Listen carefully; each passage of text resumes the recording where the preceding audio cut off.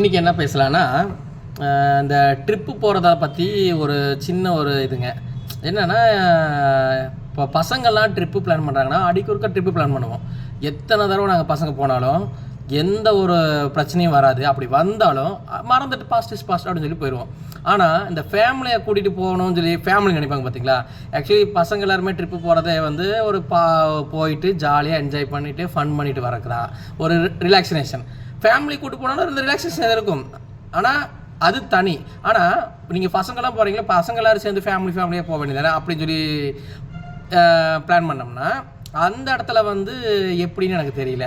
என்னென்னா, இப்போ ஒருத்தங்க ஃபேமிலி இருக்குதுன்னு வச்சுங்களேன், இன்னொருத்தங்க ஃபேமிலி வராங்க. அந்த இடத்துல ஒரு 10 ஆண்கள் ஒன்றா என்ன வேணாலும் என்ஜாய் பண்ணிட்டு வரலாம், சரிங்களா. ஆனால் அந்த 2 பொண்ணுங்க இருந்தாங்கன்னா அந்த இடத்துல என்ஜாய்மெண்ட் அவங்க மட்டும்தான் இருப்பாங்க, நம்ம டென்ஷனில் இருப்போம், சரிங்களா.